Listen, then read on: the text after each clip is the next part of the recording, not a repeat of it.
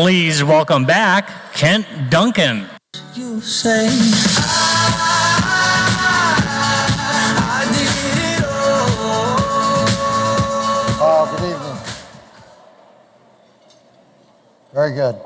You know, Kathy, who you all know now, was a school teacher in elementary.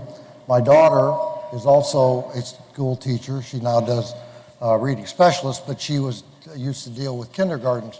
And they had this game they used to play to quiet the kids. And I thought, I'm not going to do that with you all, because I think you're going to be good just getting quiet. But they had these certain things they would do for young children in order to get them to be quiet so that they would listen. So thank you for coming down so I didn't have to do that. Well, anyway, good evening. Great dinner, right? Oh, man, it was really good. Maybe I'll get a chance to eat it. But anyway, good evening, and welcome back, and especially to those of you who are joining us virtually. You know, if you've learned today, we've seen a transformative shift in what it means to live with CF. And really, thanks to the tremendous advances in research and care, many people with CF are living longer, healthier lives than ever before, right?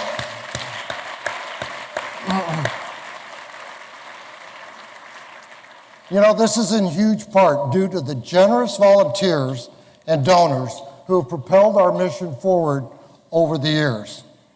So tonight, before we recognize some of our leading volunteers with awards, there's someone we want to honor, someone who embodied what it means to be a champion of people with cystic fibrosis. Here to pay tribute to this person now is our foundation's president and CEO, Dr. Mike Boyle. In the sky, 'cause in a sky full of stars, I think I saw you. Well, thank you, Kent. And as you probably guessed, the person that we want to spend some time really honoring tonight is our dear friend, I said a lion of the CF community, a philanthropic leader, Joe O'Donnell, right?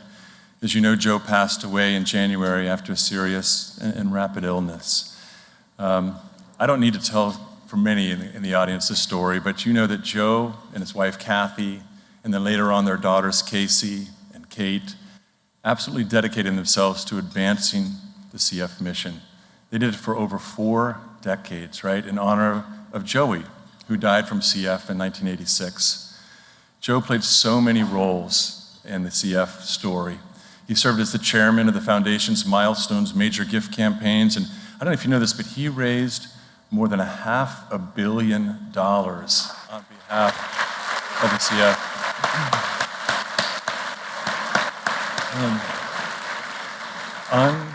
Unbelievable. We would not have the story we have today, full stop, without Joe and his leadership. And he gave rise to those transformative therapies that have enabled so many people with CF to live longer lives, some of the amazing stories we've been heard about already, and also that hope that we talk about for the future. Joe was tireless. As a matter of fact, after doing 2 of those milestone campaigns, he stepped up to lead a 3rd campaign starting in 2020. As he always used to say, the amazingly named Milestones 3 campaign, right? Katie would always say, the creatively named Milestones 3, with the goal of raising $200 million by the end of this year. So we're $150 million towards that goal. His devotion to our community just makes it possible for us to continue this urgency I talked about earlier, about developing genetic therapies and a focus on curing CF.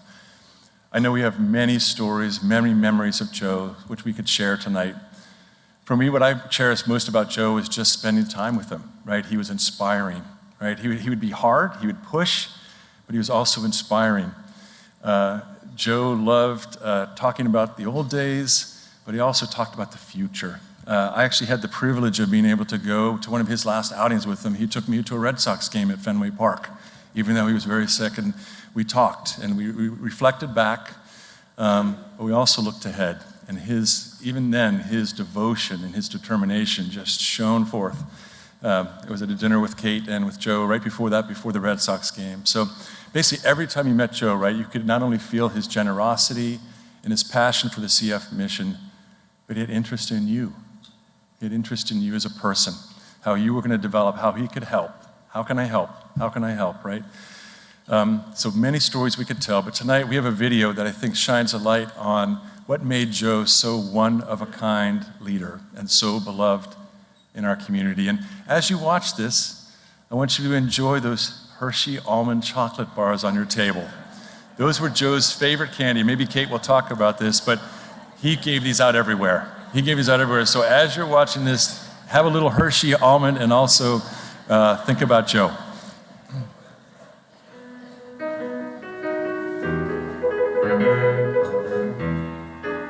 None of us live forever, and none of us live to be 150 years old. So it's kind of a short run. And along the road, you learn that it's real important to give back. It's been a very major part of our lives. Our two daughters, are very cognizant of it, and we're trying to raise them within that framework of knowing that they're very fortunate, that they're not sick, that other people aren't so fortunate, and it's our responsibility to, help. My definition of success is I don't set the alarm clock in the morning. Professionally, it means creating opportunity for lots of people and doing good things. Joe O'Donnell's a man of action. After their son Joey died from cystic fibrosis in 1986, Joe and his wife Kathy created the Joey Fund as a tribute to their son and in honor of all those still fighting cystic fibrosis. He became incredibly dedicated to our mission and did that for 40 years. And guess what? He started out with something fairly simple. He said, I'm going to do local fundraising. As a matter of fact, one of the things he did was a hot dog safari. He raised money by going to look for the best hot dog in Boston. Those efforts increased over time. He ended up leading our Milestones campaign, leading over $500 million worth of fundraising, which has enabled the funding of much of the science which has transformed this disease. Let's be inspired by Joe. Think about ways that we can encourage each other. This community is so unique and has accomplished so much. I want to thank all of you for your incredible generosity, your longevity, your determination. That's helped make our really unprecedented progress possible. It isn't just talk. You perform, and you are authentic. These relationships are all based on community, they're based on trust, they're based on hard work, and they resulted in all of the hope that we have, that big capital letter H, hope. Thank you for all you do and what you continue to do, and thank you for believing in this great organization. And thanks especially for redefining for all those people, for ourselves, the meaning of hope, for a cure, and not just increased longevity, for the hundreds and thousands of not just patients, but the extended families and friends who depend on us. We need to continue the battle. We will succeed. We are going to succeed. And we will all live to witness the end of this rotten disease. And then we'll celebrate again, one last time. But we'll always be friends forever.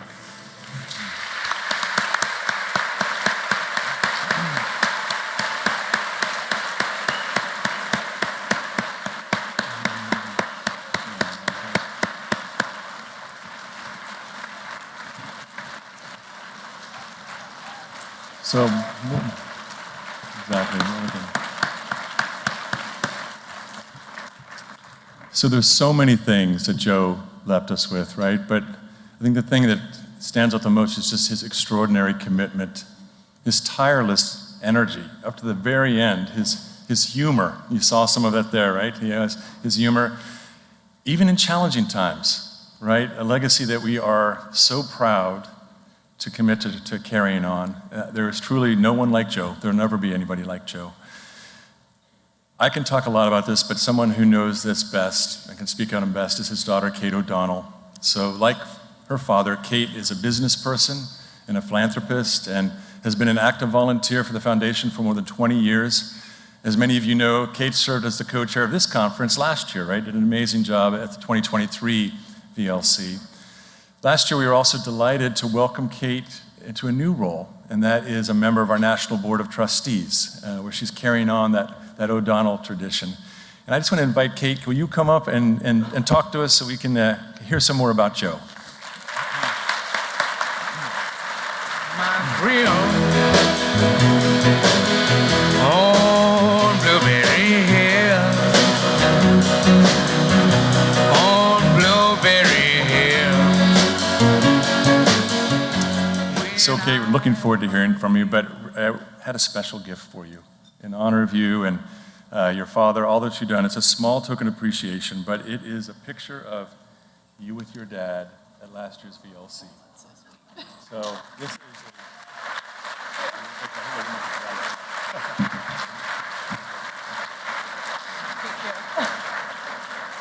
I have my tissues. Please hold. That got me a little more than I thought it would. The chocolate. Anytime you went in to have a meeting with my dad, he had these chocolate bars. I don't know where they came from. I don't know where he found them. Hershey sells them in boxes of 5. They're super weird and vintage looking, but you had to walk out with these boxes, and at his celebration of life in January, we had a bar of chocolate on everyone's seat. So when the family walked in, the whole church smelled like chocolate, and it was beautiful. So thank you to all of you for being here. I'm going to try and muster through this. So when I was asked if I would speak today, I obviously agreed, but I was very nervous. I would feel weird if I wasn't the one speaking about my dad. And then I was told that there would be a beautiful but emotional video, and I got even more anxious. And then I found out that I was speaking right after the said beautiful and emotional video, and I had to throw out all hope of not ugly crying in front of all of you. So I asked if I could see the video first, which of course, everybody said, of course, you can do that, so I could desensitize myself. And then, of course, the video came through when I was on a 3-hour flight as I was taking off, and of course, I downloaded it. My mic cut out? Okay. I downloaded it because I'm a masochist, and I prepared to scare my seatmates with my crying, and I pressed play. And instead of crying immediately, I was given a very unexpected gift from my dad, which I'm going to tell you about in a second, and I burst out laughing because this picture, oh, it's gone now, the picture of him on your tables, if you can take a look at those, I don't know if you can tell if something is missing in these pictures. You look very, very closely. Only a few of you know about this. But he's missing a tooth. Right here. And it's very funny because he had a procedure probably 2 years ago. His tooth came out, and he refused to wear the fake tooth that the dentist gave him. And sorry, my teleprompter is going crazy. I'm off script right now, guys. I'm sorry. You can go to the beginning. I'll be there in a second. So I ended up laughing hysterically because my sister and I just ragged on him forever about this, and only my dad would have a photo shoot while he was missing a tooth.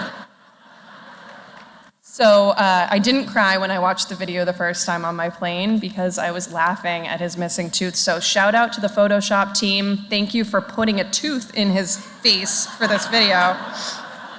And thank you to my dad for letting me have that small moment. Okay, now we're back to the teleprompter. I don't need to tell you all how much my dad meant to me because you already know. You know in the same way that I already know how much he meant to all of you. In the days after his passing, as the messages and posts poured in over email and calls and social media, I read over and over again how he made all of you feel. He stopped to chat like he had all the time in the world. He asked me all about my 2 kids with CF. Joe always had time to encourage everyone he met with a kind word. If you met him for a second, he captured your heart. My dad was able to make every single person feel like the most important person in the room in a way that I have never seen anyone else achieve. And I just want to do really quickly one brief exercise that he loved very, very much. He was involved with the CF Foundation and my mother, Kathy, since they were in their late 20s. So what he really liked to see was how long everyone has been involved. So everyone here who has been involved with the CF Foundation for 40 plus years, please stand. And stay standing, please.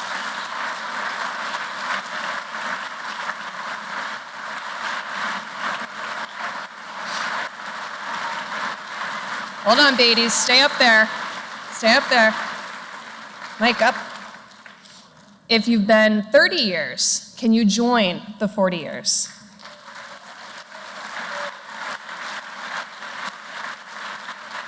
Can we have 20? 20 plus? 10? 5? And now everybody else who's brand new to this, please stand up.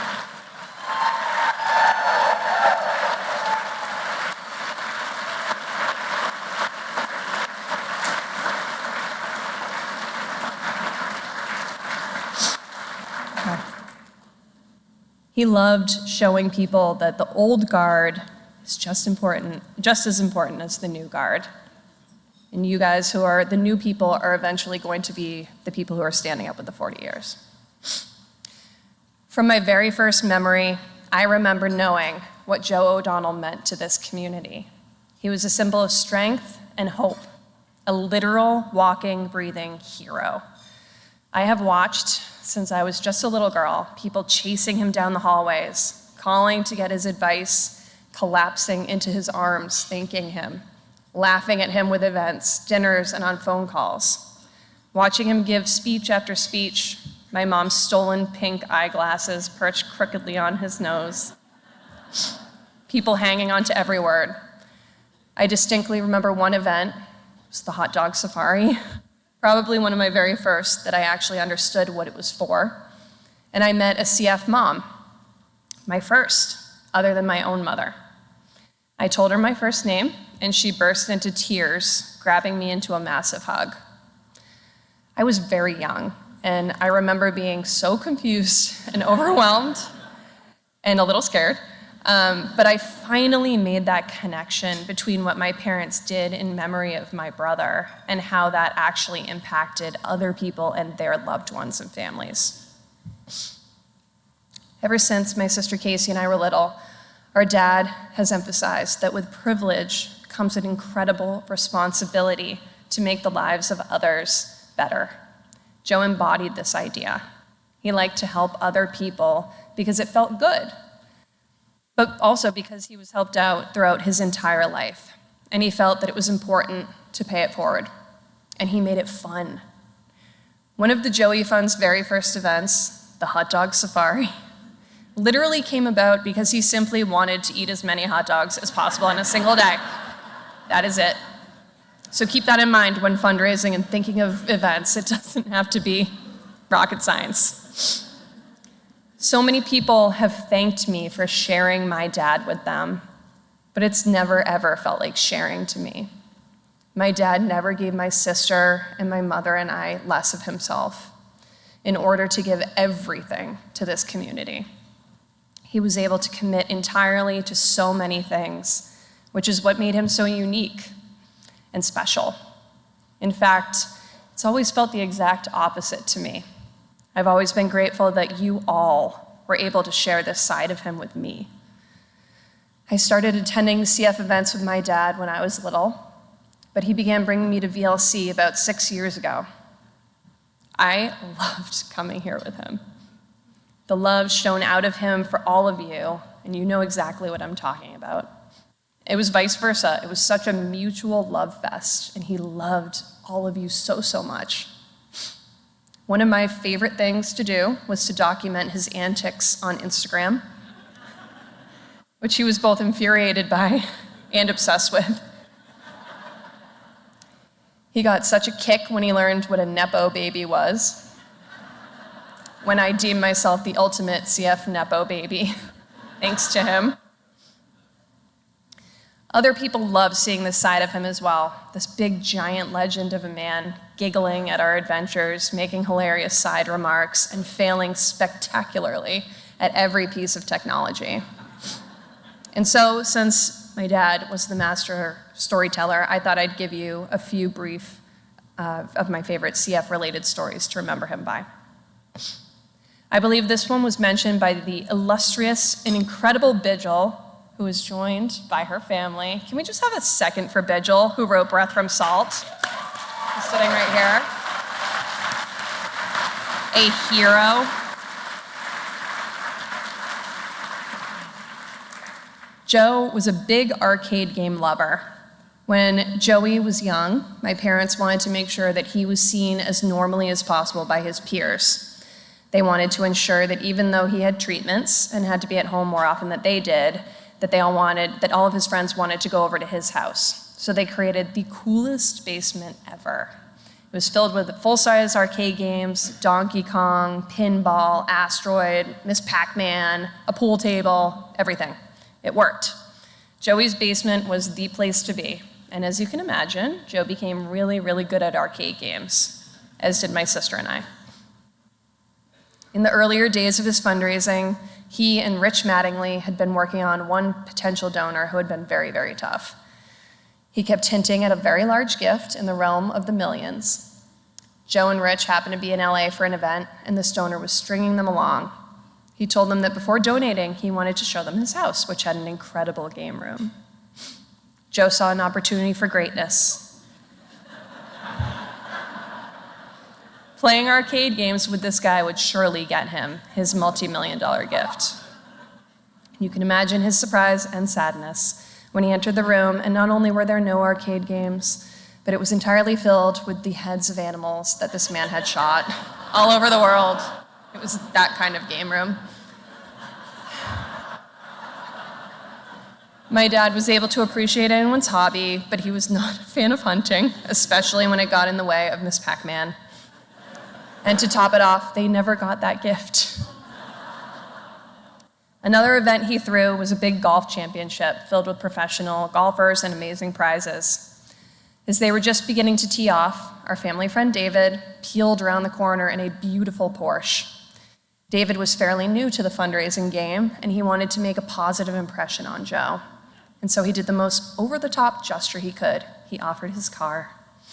He said that if anyone was able to match a certain bid amount, something insanely high, that he would donate his brand new Porsche with only 100 miles on it. David clearly did not yet understand the fundraising monster that my father was, because he got someone to hit that number within 15 minutes. David had not imagined he would actually have to give up his car, but a deal is a deal. And so he did. A week later, the winner of the car called up Joe, and it turns out the car was at least 6 years old, with 150,000 miles on it. A total bust. Joe called up David, who ended up having to reimburse the winner, who I am still very close with. He has never been able to live it down, and Joe brought it up constantly, laughing hysterically. And finally, my final story is not related to CF at all, I'm so sorry, but it is one of my absolute favorites. I told it as a celebration of life, so a few of you may have heard this already, so I apologize, but it's too good and pure Joe for those of you who have not heard it. Every Labor Day weekend in middle and high school, all our best friends would come down to stay on Cape Cod with us. One summer, we were setting off small fireworks in the backyard. Our mother came out to yell at us for burning holes in her lawn furniture, and so we moved it on down to the beach. Joe lit one, it burnt his hand, and he dropped it into the dune grass. So you can imagine, we could have put this out with sand in 2 seconds, but Joe took a towel and did this. And the grass burst into flames. It was absolute chaos. Boats honking at us running around trying to put out the 40-foot flames. Joe burnt his eyebrows off. If the wind had been going in any other direction, we could have burnt down every single house on our street. When the fire trucks finally showed up, and the chief dispatched his team to go look for evidence, which they would not find because Joe had already sent all of us out to pick up the firework pieces. Joe called him aside. Hey, are you married? Yeah? Okay, then you'll understand. He proceeded to come out with an insane story that our mother was a closet smoker and that we had all seen her sneaking cigs out by the ocean the night before. She must have tossed one into the dune grass by accident. The chief laughed, immediately called off the search, and they were gone. He loved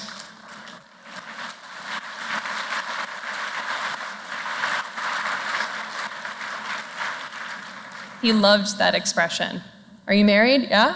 Okay, then you'll understand. No? You'll understand one day. He was an enormous hero figure here, but to me, he was just my dad. He was wickedly funny, a bit irreverent, always no nonsense, supportive of everything, and the biggest teddy bear of a man. I loved him so much, and I will miss him every single day for the rest of my life. I just spent the last few days at Universal Studios, this is a segue, with my family. And while at Harry Potter World, I thought of a quote that personified my dad at this point in time in this community. And if you're a Harry Potter fan, you'll understand this. At the end of the Deathly Hallows, during the final fight at Hogwarts, everyone thinks that Harry, their brave leader, has died, and they're losing hope. As Hagrid carries Harry's limp body in, and Voldemort and the Death Eaters laugh at our home team, Neville Longbottom, who has always been kind of the butt of the joke and everyone's best friend, though, steps forward with bravery. And Neville says, "I'd like to say something. It doesn't matter that Harry's gone. People die every day. Friends, family. Yeah, we lost Harry tonight, but he's still with us in here. So is Fred, Remus, Tonks, all of them. They didn't die in vain. Harry's heart did beat for us, for all of us. It's not over." And I will tell you that my dad would like what Neville said very much. The best friend standing up for what he believes in, realizing his true strength even when his leader is gone. So what are we going to do? We're going to keep going. Giving up, as my dad said, is simply not an option. Stopping is not an option, not until every single person here with CF has a treatment and eventually a cure. My dad's number one dream and his life goal was to cure cystic fibrosis, full stop. People have asked me, what are we going to do now that he's gone? How will we possibly continue to fundraise at these levels with this amount of hope? My number one dream and my life goal is to follow that dream through and to make sure that that happens. We're not going anywhere, and I know none of your families are going anywhere either. Joe may have been our wise leader, but he believed in and he trained each and every single one of us to achieve that goal, even without him. And I personally can't wait to see it happen.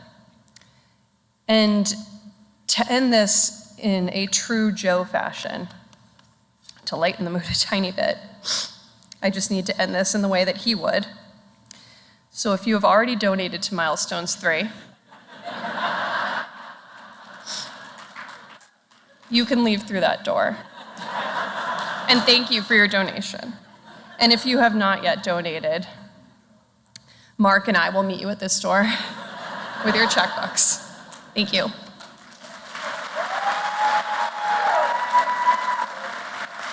Found my thrill on Blueberry Hill, on Blueberry Hill. When I found you, the moon stood still on Blueberry Hill.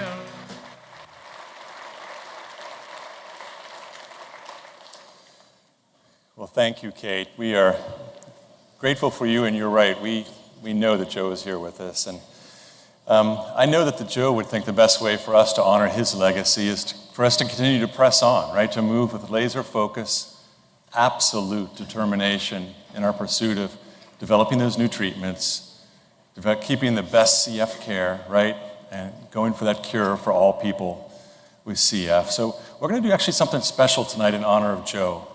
We're going to make our own commitment to what we think we can do to follow in his legacy. On your tables, you have these commitment cards, the picture with the tooth, or the lack of tooth.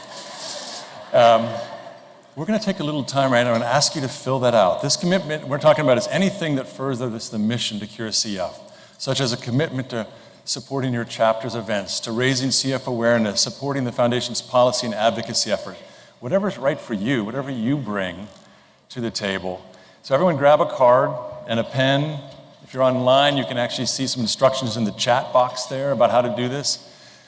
Let's record our commitments that we can best honor Joe's legacy and the part that we're going to do to continue this.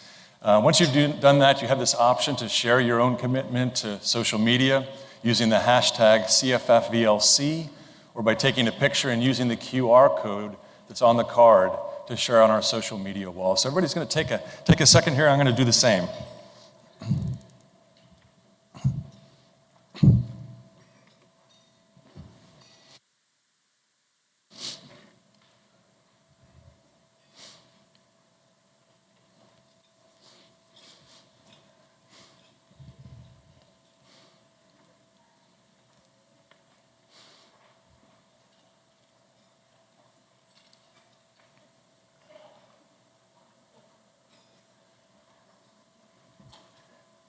All right. I know people can continue to work on that even as we move ahead, but something that's special to you, special that you bring. I filled out mine before I walked up because I had a little preview that we were going to be doing this. And I said, in Joe's honor, I want to build and support the team that will defeat CF and never allow myself to tire while doing it. So, thank you for Joe.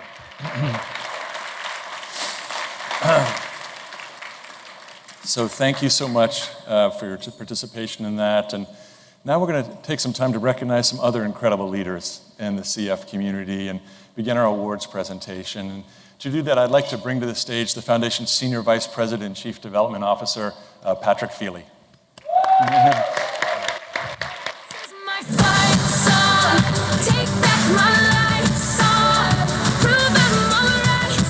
Thank you so much, Mike. Thank you, Kate. And I also had the opportunity to fill out my card. And my commitment to furthering the legacy of Joe O'Donnell and to helping all people with cystic fibrosis is to surpass our goal of $200 million for the Milestones 3 campaign and to never forget the ones we lost along the way. Thank you, Kate. Thank you, Mike.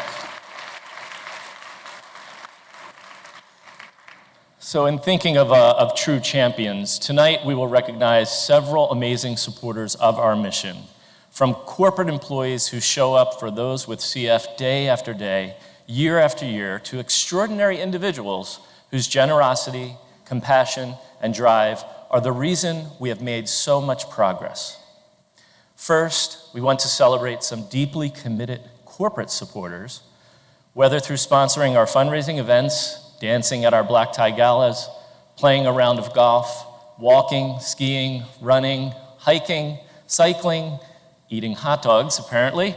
Their efforts make a profound difference and truly will help us find a cure for CF. It's time to recognize our corporate award recipients, so let's give them a big round of applause for our top national corporate team, Choate Construction. Congratulations, Choate.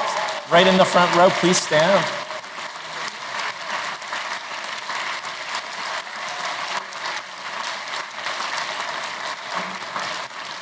And Choate has been with us for so long. Thank you for all of your support. And our Rising Star Award this year goes to Walgreens. Thank you, Walgreens, for your support.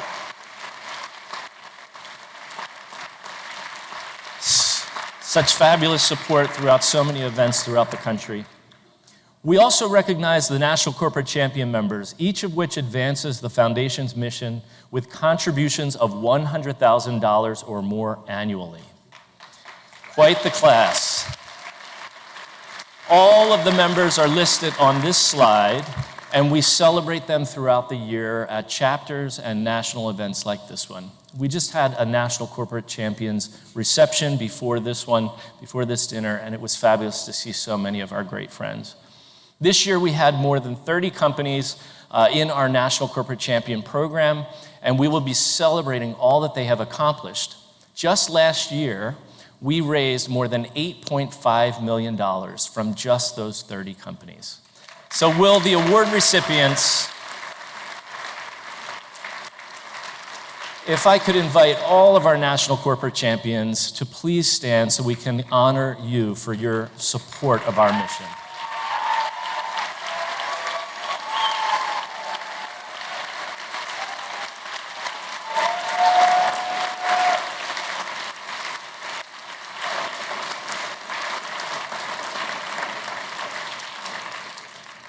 Now we are honored to present the Outstanding Corporate Supporter Award. And so when you look at the screen, obviously you can tell that this award is going to a champion that so many of us can recognize. Nearly 40 years ago, Bernie Willett, an American Airlines employee who was touched by CF personally, advocated for the CF Foundation to become the beneficiary of their celebrity ski event. Fast forward to today, and American Airlines Celebrity Ski is more impactful than ever.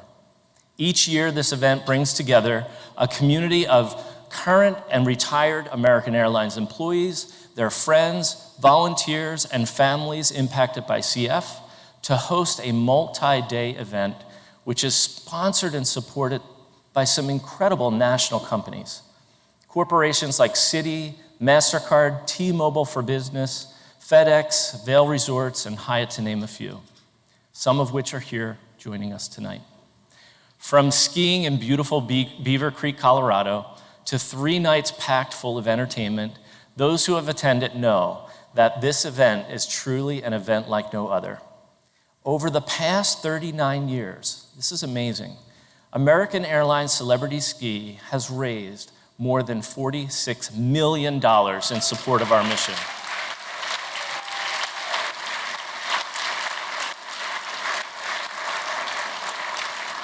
And they are not done. Next year is our 40th anniversary, and we can't wait. In addition to the Celebrity Ski event each year, American Airlines donates Advantage Miles that are used by CF Foundation chapters across the country to enhance our silent auctions, making our events so exciting. The devoted people at American Airlines have shown steadfast passion and commitment to the CF Foundation's mission, and they are, in every sense of the word, truly an outstanding corporate supporter. They really do let good take flight, a principle that their company upholds across the organization. Tonight with us to accept this award is Michelle Hines, who has joined us on behalf of American Airlines. Michelle?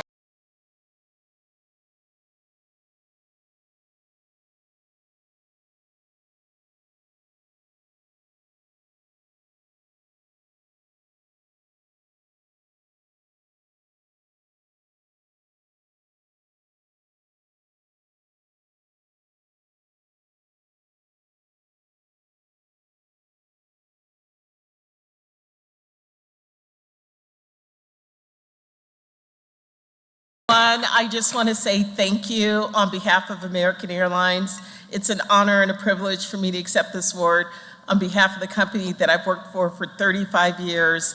And being here and hearing the stories, it has inspired me to get involved. So I just want you to know that I will be donating my time to support this awesome foundation. Thank you.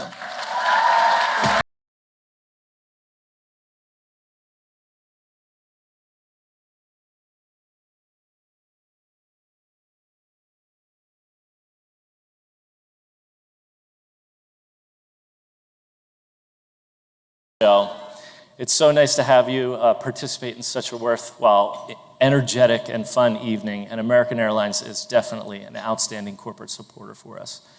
Now, it isn't a coincidence, but this next award is actually named after American Airlines. It's called our Spirit of American Airlines Award.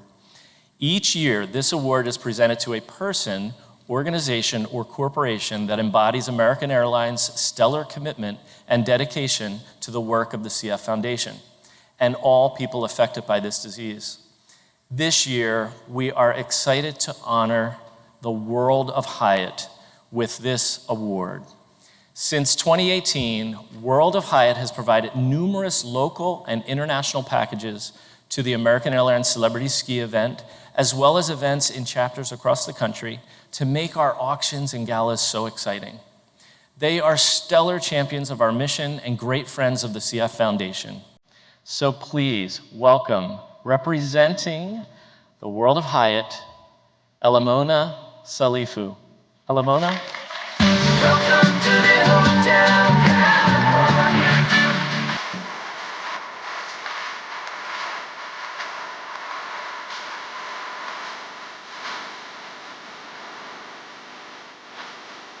Thank you.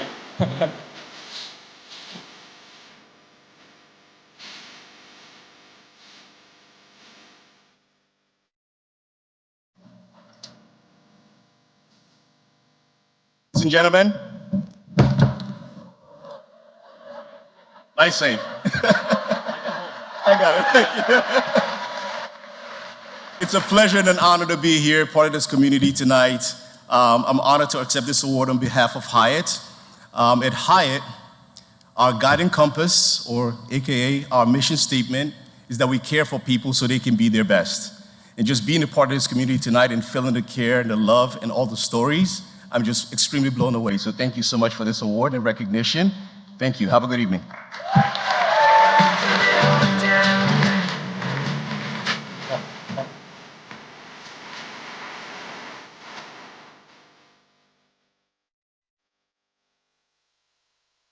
World of Hyatt. Hey, Pat, you forgot your commitment card. We got this down right here. I'm bringing it to you. So thank you to those wonderful supporters. And now we're going to actually move on to our next awards. But I want to remind you that before we move to the Jenna Award, which is coming up, that we actually gave out an award earlier this week and had the privilege of honoring two incredible individuals with our Dream Big Award. And those are two senators, right? Senator Michael Bennet of Colorado and Senator Todd Young of Indiana.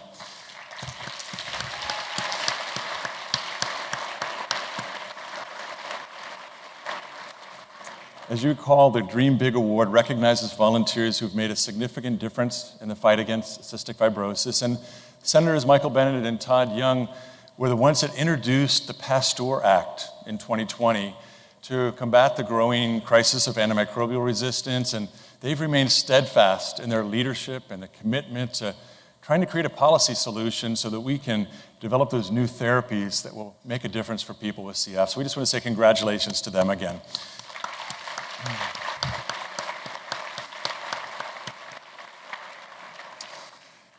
Now it's time to move to one of our favorite awards, and that's the Jenna Award winner. You know, the Jenna Award pays tribute to Jenna Castellina, right? We all know that, who succumbed to CF at the tender age of 12. It's an incredibly special award. It honors someone without a direct DNA connection who's shown dedication to our mission. Again, this means that they have the biggest hearts possible, right, because of that. And I'm not going to be the one to do this, so it's my pleasure to bring and ask Mark and Margaret Castellini to come up, Jenna's parents, to share more about this year's award and Jenna and what this award means to them.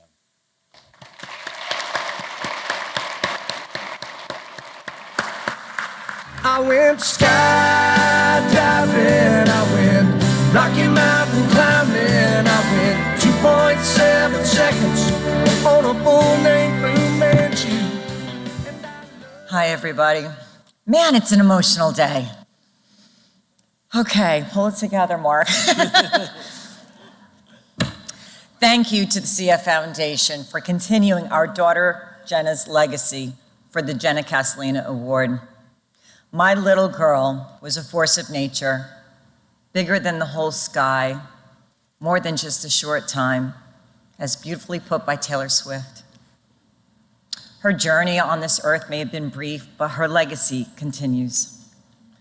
You wouldn't know this, but in that picture, her lung function was just 19%. She was evaluated and accepted for a double lung transplant. It just never happened. 2 months after that picture, our daughter moved up to heaven at the age of 13 in 2006. It's never easy. The impact she made and the love she spread were immense, and it still continues. We always wonder what to do on Jenna's birthday.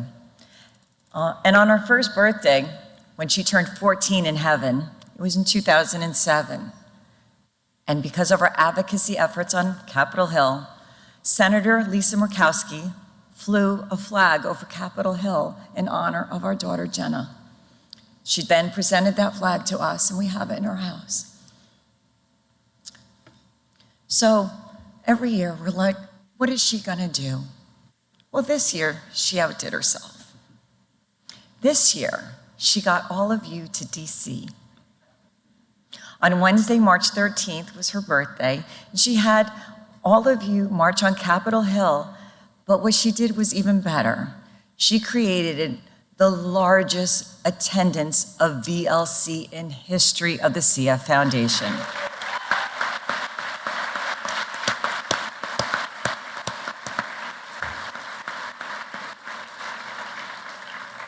It's almost as if that she wanted her 31st birthday to be a message of hope, resilience, and the power of the collective. Talk about spirit. For over 15 years, this award has allowed us to recognize outstanding individuals who embody their determination spirit, yet has no direct DNA connection with the battle that she fought. It is a testament to the reach of what a purpose-driven heart can do. This evening's Jenna Award recipient is a woman whose commitment to our community is unmatched. She has not only won our hearts, but has also given a profound voice to the narrative of cystic fibrosis by capturing our collective experiences through her incredible work. The book she wrote is nothing short of a masterpiece.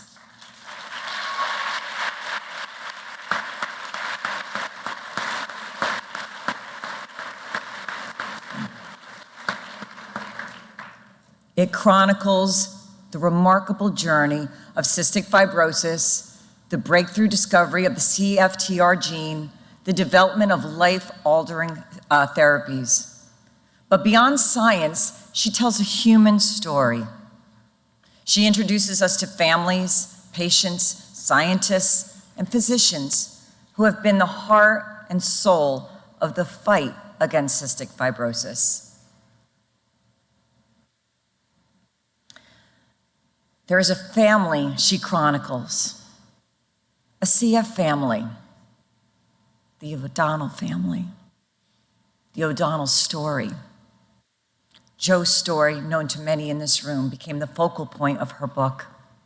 It beautifully captures Joe and Kathy's journey with honesty and truth. It shares Joey's diagnosis, their journey, and their heartbreak. It shares and it continues the resolve of CF, the Joey Fund, and we get a whole chapter on Kate the Great. Joe's daughter, Kate, who courageously carries the legacy Joe has built. Boy, this is hard. So much emotion. Through the pages, we learn firsthand the unwavering dedication of those who refuse to give up, even after facing the greatest loss, the loss of a child. Her book goes beyond storytelling. It's a testament of the transformation power of hope. Breath from Saul is a remarkable story, and it's written of unlikely scientific and medical firsts, setbacks, successes, and the refusal to give up hope.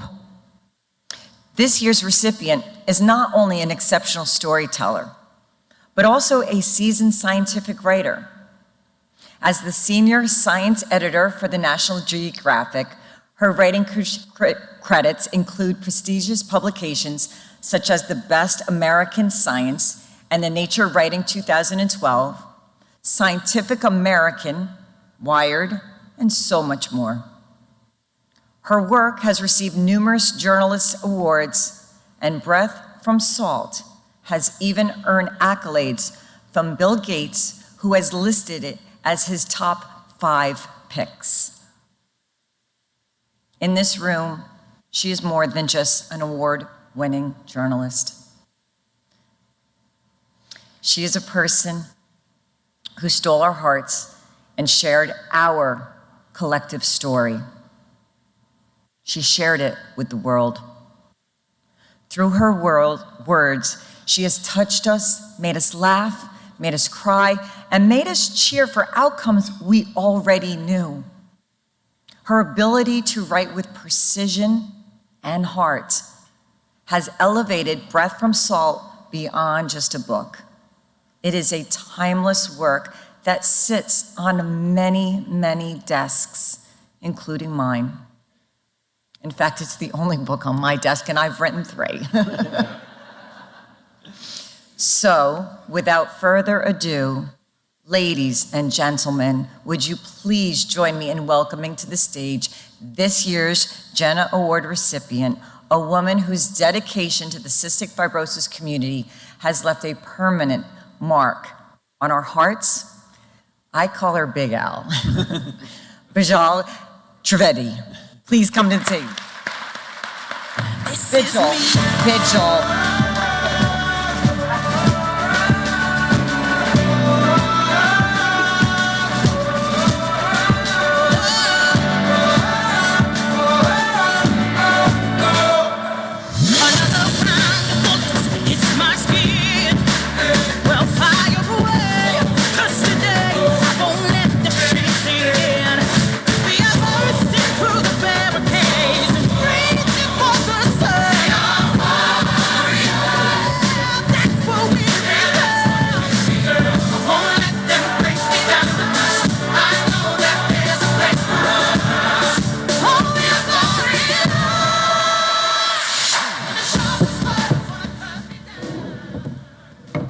Okay, I have to pull out my glasses because writing the book just ruined my eyesight being on the computer that long.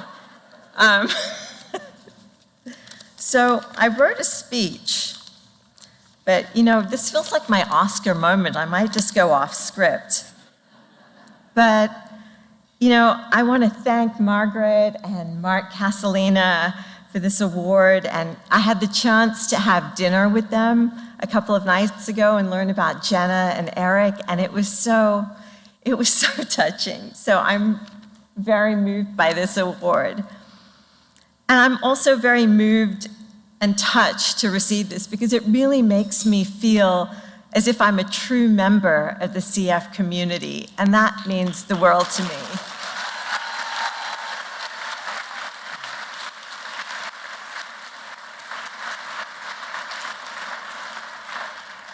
And the reason it means the world to me is you guys are an amazing community.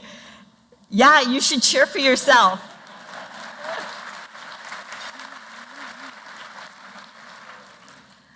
When I first started reporting this, I couldn't believe all the family, the friends, the parents, the physicians. You all just refused to accept that this was an incurable disease. And that blew me away. For the past 70, and it's almost 70 years since the foundation was formed, you've raised money, you've formed a foundation, you have created a registry for all the patient data, you've co-funded these care centers, you've co-funded the efforts to find the gene and for the gene therapy that actually happened for the first time 30 years ago. And I'm so old that I actually remember that. It was when I was in college. And you've created a clinical trial network. You've used venture philanthropy to develop drugs that nobody in the whole of medicine thought was possible.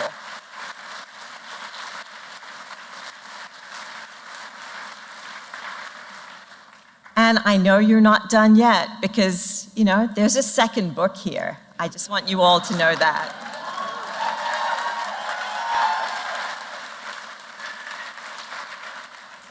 And all I had to do was write the book. So you did the hard work. So that was very nice. Thank you.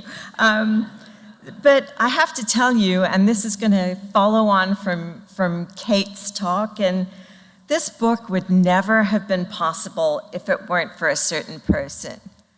And I know what you're thinking. You're thinking Joe O'Donnell. Well, sort of. But actually, it was Kathy O'Donnell that made this book possible. Because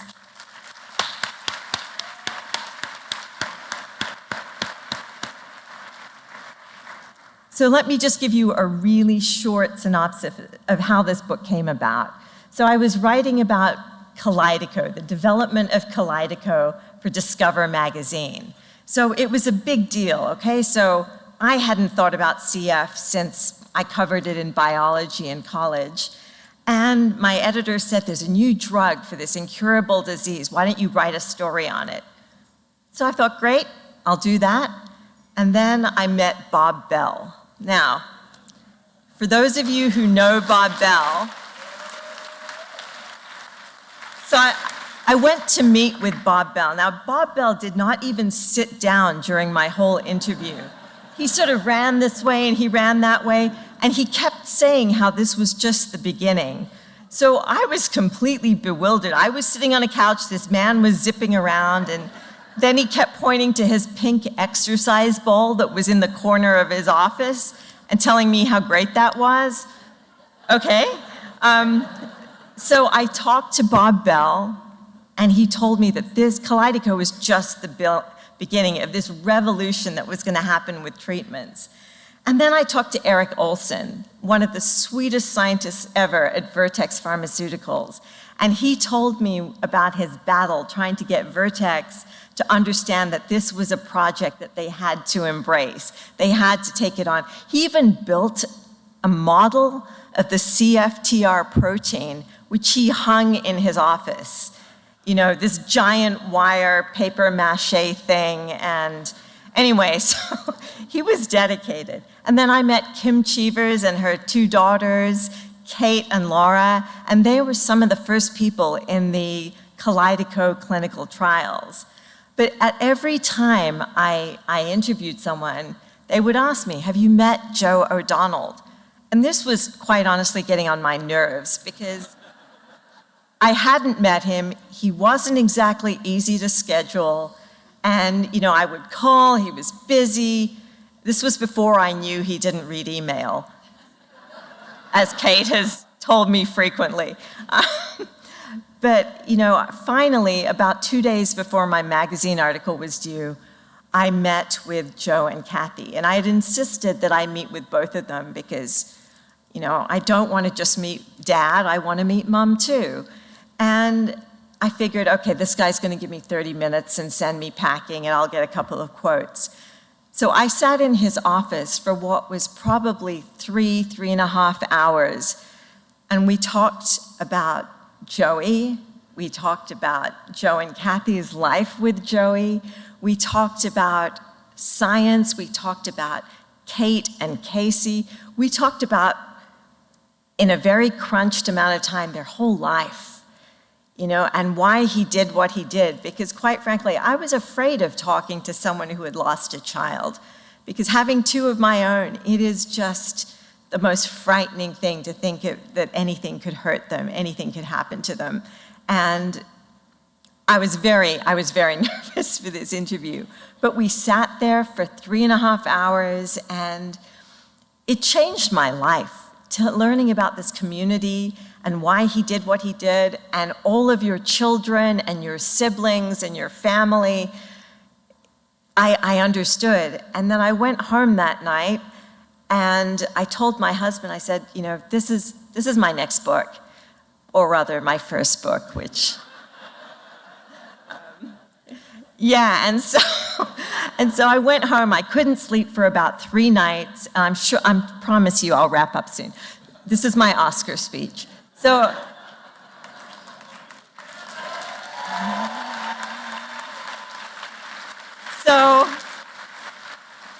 So I had no idea how to get in touch with this guy that wouldn't use email so I did the next best thing. I wrote a really long letter and I FedExed it to him. I thought, he's important, looks important, I will send him a letter the old way.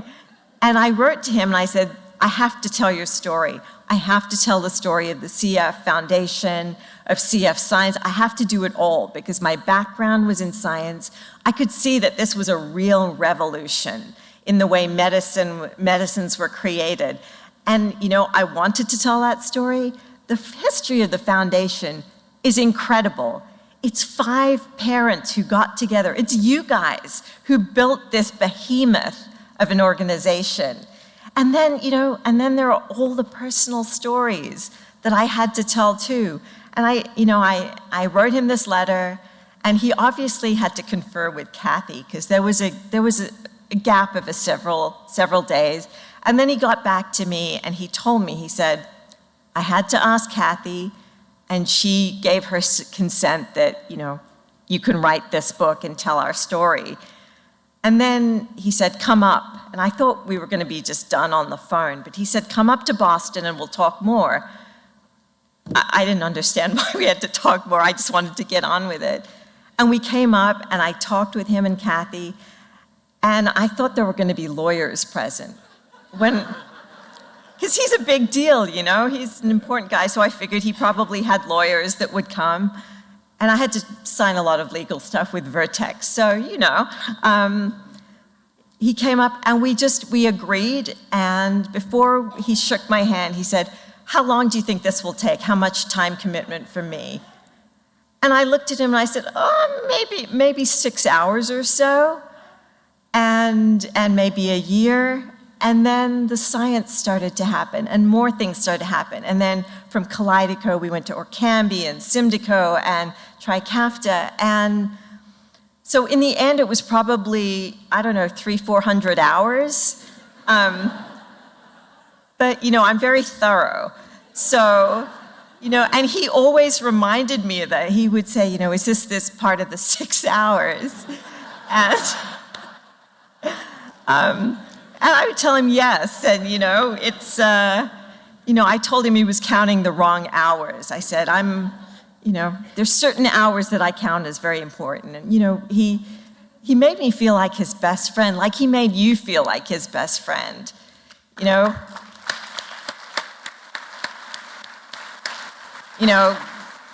And Kate has so much of his heart, and I just love Kate and Casey and Kathy, and they're just the best people. In fact, when I first agreed with Joe that I would write the book, Kathy looked at the hotel I was staying and said, oh no, I don't like the way that looks. You'll stay with us.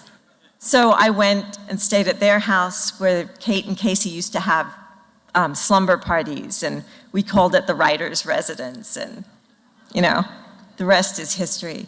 But what really made me write this book, there was great science, there was great history, but really it was the community. It was all of you that made me write this book. It was all of your trust, telling me about your children, telling me about your families, your losses, your gains. It moved me so much. It's changed my life. All I talk about at home is the CF Foundation. I brought my mom, dad, my husband, and my daughter. I was like, you finally get to see them.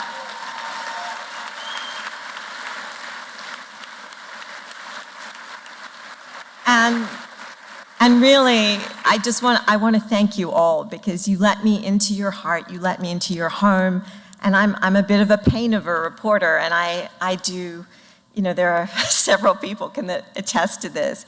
Thank you for letting me tell your story. It's been a great privilege, and there's book 2, so come find me. Thank you.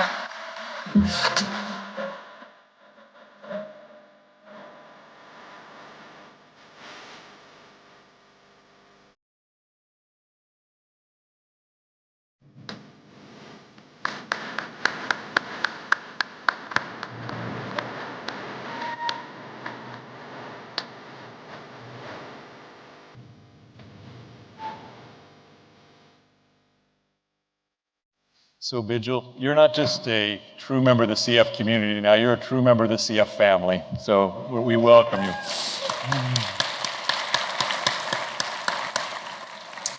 All right, let's move to our last award of the night, and it's another really special one, right? So as many of you know, the late Frank DeFord really put a face on CF more than 3 decades ago when he wrote Alex, Life of a Child, in honor of his daughter, who passed away from CF at the age of 8, right? Really a key moment in CF history of letting people around the United States know about CF. And not only was he famous for that, but Frank helped lead the CF Foundation as chair of the board of trustees for 17 years and tirelessly dedicated himself to fundraising, engaging with the community for decades. After the loss of his daughter, Frank created the Alex Award as a living legacy to her life and spirit. And each year at this conference, Frank would personally present the Alex Award to a person with CF who is a role model to others living with the disease. Frank's son, Christian, has carried on his father's legacy. We're so grateful for that. And we couldn't be more excited that we have Christian here with his wife, Lauren, their children, Hunter and Annabelle. They're going to present the award tonight. And I just say thank you, Christian. If you could come on up, we welcome you to the stage and look forward to you giving away the Alex Award. There it is.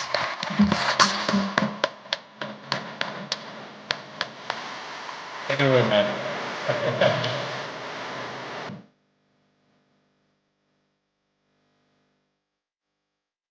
What an honor it is to be back with this magnificent community today to present the Alex Award. Just as my father always did, I now look forward to each year presenting the Alex Award to honor my sister's life and celebrating the accomplishments of people with CF who embody the spirit and strength of the community. It's truly remarkable when people with CF give back to their community and try to make things better for generations to come. This year's honoree is a prime example. Since becoming involved with the foundation nearly a decade ago, after being encouraged by our late friend with CF, our honoree has made a substantial impact across all aspects of the foundation's work in pursuing a cure, improving care, and building community. She's a fixture in focus groups and on committees, having informed the foundation's strategic planning, helped to prioritize goals for CF clinical research, and participated in a generic therapies working group as someone who has rare mutations. Our honoree is also a leader, having served as a co-investigator on the study about CF nutrition, and having sat on a steering committee dedicated to ensuring access to CF treatments and care. She is truly an advocate in every sense of the word. Her willingness to be honest and vulnerable are at the heart of her work. She has contributed to research into how many people with CF may experience autoimmune issues by sharing her own personal health challenges, serving as a project lead and as a credited author of a journal article in development. She has also helped to shine light on mental health, openly discussing her own journey with others to bring more attention to this important issue. When a CF Foundation staff member was asked about tonight's honoree, she said, "When others need someone to speak up, this year's honoree takes action, and by doing so, amplifies others' community members' experiences, even as a topic she may not know much about personally." She also loves to connect with her community, be it at virtual or in-person events. She has been a co-chair of ResearchCon and helped plan the agenda for FamilyCon. At her home chapter, the Gateway chapter in Missouri, she had been a Great Strides ambassador and has received a CF Star Award. And after coming home from a day at her job as a pharmacy tech, our honoree rescues German Shepherds and works with their family on classic car restorations and racing. Described as passionate, genuine, engaged, supportive, and driven, she above all else wants to inspire hope and action to make living with cystic fibrosis easier for everyone impacted by this disease. So it's my great honor to present Shelby Lubert with this year's Alex Award. Congratulations, Shelby. I got my high heels on, my boxing gloves. I can knock you out with a 1-2 punch. I'm perfume sweet and whiskey strong. I'm damn sure ain't no underdog. I might fall down, but I get back up. I shine brightest when the going's tough. You say I can't, well darling, watch me. You can't stop me 'cause I fight like a girl.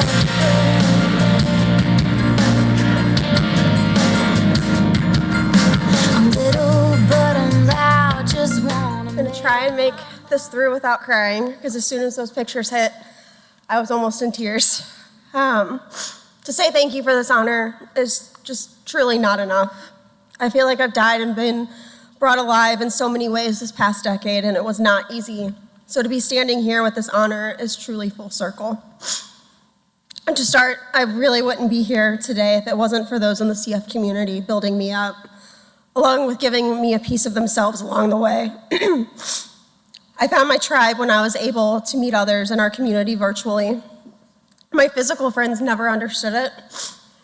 And it's like this secret society filled with dark humor, a lot of really hard days, and a connection unlike any other to get through them. To Lauren, for being my mentor, my rock, my small but mighty big sister. She was tiny, but she was like the Hulk. She is and was the sole reason that my fire burns so bright. And between her, our friend Katie, her husband Dalton, and so many other local people, it opened my eyes to the local CF community and within the Gateway chapter. I miss you every single day, and I hope that you and your family are able to see the progress that I've continued in your honor. We made a promise between the three of us girls that whoever was left standing, that person would hold the torch. And here I am. Whether I like it or not, I will for however long I breathe. To my local Gateway chapter, thank you for taking me in some ways when things got really rocky. You kept my hope going, and nights like tonight really fill my heart with that hope even more. To the National Foundation, you welcomed me with open arms as I got my health a little more stable.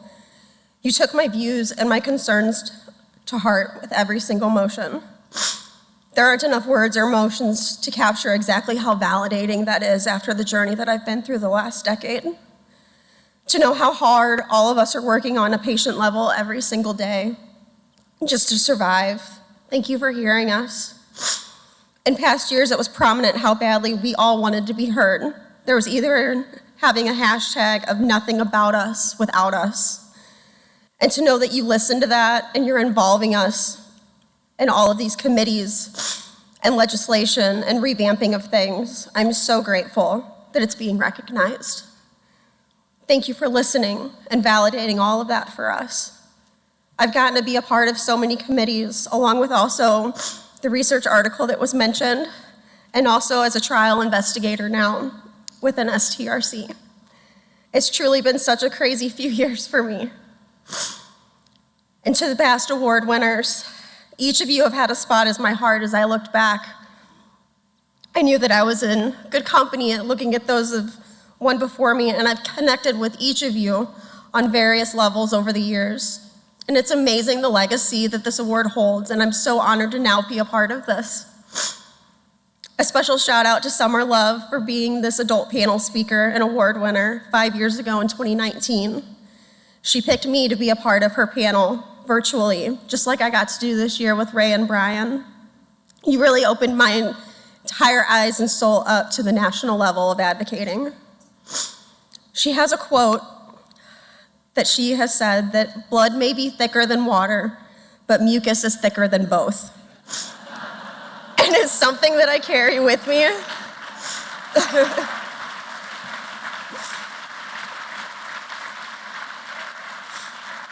As I've become a voice for all of us, to the nurses, RTs, techs, and all of the other staff who've literally helped me stand on my own 2 feet when I couldn't do it anymore.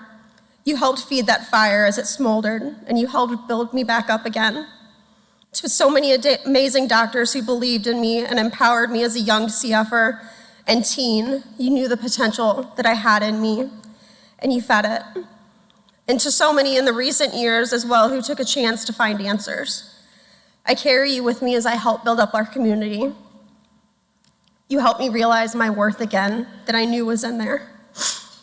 Being evaluated for a double lung transplant in 2020 and now be able to be stable enough to stand here, it's been a long, long journey. Another big part of my life that really needs recognition are the friends that have become family through all of this as well. The blood, sweat, and tears of our local community car friends and our family friends who have stood by throughout our hard days and our good days. They've seen it all from when I was just a young preteen. They've supported my parents through all of this, and they've really shown us what friendship and strength means. And to my core friends, both locally and nationally through various times in life, many of you I've known since I was a teen, with another chunk in my early 20s, and you've seen my tip-top crazy times, and you've also seen some of the toughest. Thank you for sticking by me, even when I truly lost myself for a while along the way. You've become family, as my mom calls it, and I'm so thankful and grateful for all of you. And last but not least, hoping not to cry, my parents and my brother for building me into the feisty person that I am today. Thank you for never telling me that I wasn't good enough when everybody else was trying to break me down. For getting through the days of multiple puke cups and physical strength when I didn't have it. Just searching for answers with me when we knew that something more was at hand. I know it's been hard, many, many times, to deal with my defiance, my opinions, my absolute breakdowns, and my thirst for proving myself in this world. But it's really come in handy as I fought for my life and the answers for not only myself, but for our community. I've had an amazing crew of family and friends, both close and distant, that have helped this glow to continue to shine. We've made it here because of all of you. And to quote my girl, Elle Woods, we did it.